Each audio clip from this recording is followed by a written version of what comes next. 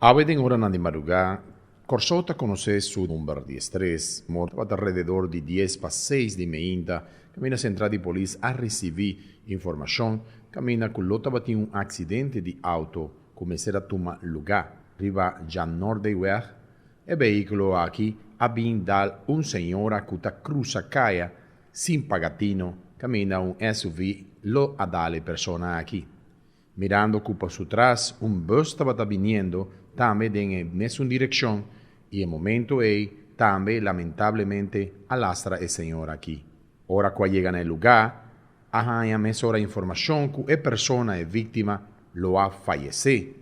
Estaba piando aquí de señora Ofelia Romero Rodríguez Garzón. Nací en Colombia 11 de marzo 1950. Saki Tabira e di 13 morto di traffico den isla di Corsou. Lamentable siti in Pabisa, kuta hopite sunan, kuta hayana mes involucra de situacionan den e sector aquí.